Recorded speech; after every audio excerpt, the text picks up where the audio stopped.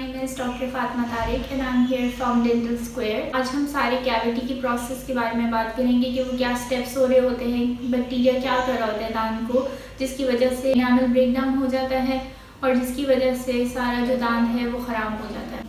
4 चीज़ें होती हैं जो कि इंटरैक्ट करती हैं आपस में, जिसकी वजह से एट दी एंड जो दांत का सरफेस है, जो दांत का टूथ स्ट्रक्चर है वो डीमिनरलाइज हो जाता है, उसका ब्रेक डाउन हो जाता है। अब हम ये वाली चीज़ें डिस्कस करते हैं। इसमें फर्स्ट चीज़ जो है वो टूथ सरफेस आती है। टूथ सरफेस में ये होता है कि आपकी कोई एरिया ज़्यादा ससेप्टेबल होते हैं, मतलब उन पर ज़्यादा चांसेस होते हैं कि कैविटी आए। फॉर एग्जांपल जैसे मोलर्स हैं, पिछले वाले दांत हैं, उनके अंदर ग्रूव्स होती हैं जिसके अंदर सलाइवा इतनी अच्छी तरह नहीं जाता, उसके अंदर फूड पार्टिकल जो हैं वो ज़्यादा आके लग जाते हैं और वो रिमूव करना मुश्किल होता है। इसके अलावा जो दांतों के बीच में सरफेसेस होती हैं, जो इंटरप्रॉक्सिमल एरियाज होते हैं दांतों के, उनमें भी ज़्यादा होती है क्योंकि वहाँ पर भी फूड पार्टिकल्स आ जाते हैं और सलाइवा जो है वो इतना अच्छा फ्लो नहीं होता।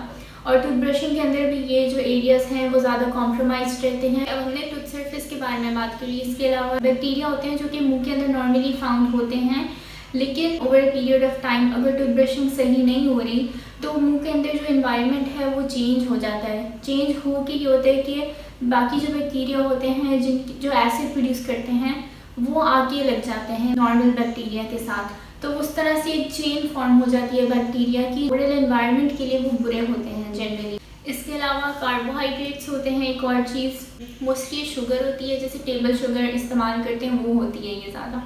जो बैक्टीरिया होते हैं उनको कोई चीज़ चाहिए होती है कंज्यूम करने के लिए, जिसके बाद वो एसिड प्रोड्यूस करते हैं। तो बैक्टीरिया मोस्ट कॉमनली ये जो सुक्रोज होती है, टेबल शुगर, इसको कंज्यूम करते हैं। और भी शुगर्स होती हैं तो वो बैक्टीरिया इतना कंज्यूम नहीं करते।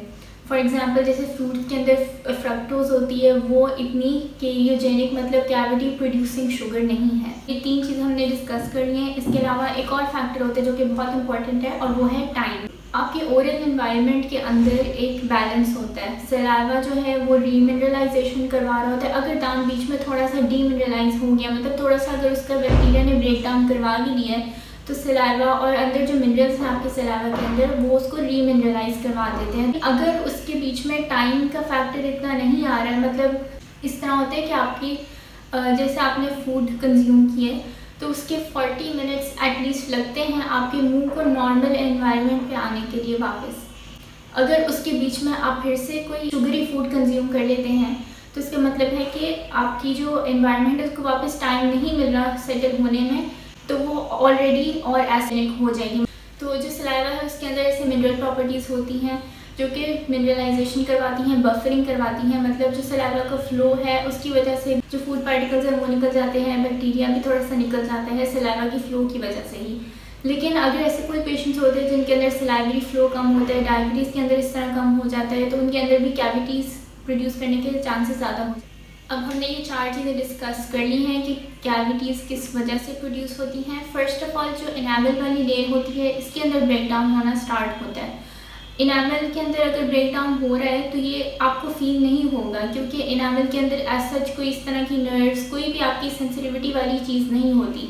लेकिन अगर वो सेकेंड लेयर के अंदर जो कि डेंटिन होती है इसके अंदर चली जाए तो फिर सेंसिटिविटी स्टार्ट होने लग जाती है। तो इसलिए मोस्ट कॉमन ये होता है कि आपकी जो कोल्ड थिंग्स हैं उसकी वजह से सेंसिटिविटी होने लग जाती है।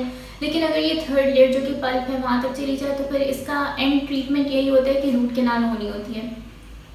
तो इसलिए बेहतर है कि कैविटीज़ जैसे फॉर्म हो रही हैं अभी अगर इनामल में ही है तो उससे पहले ही डायग्नोज कर लें ताकि ट्रीटमेंट ईजी रहे। अगर आपके पास कोई क्वेश्चंस हैं do let us know in the comments. Thank you.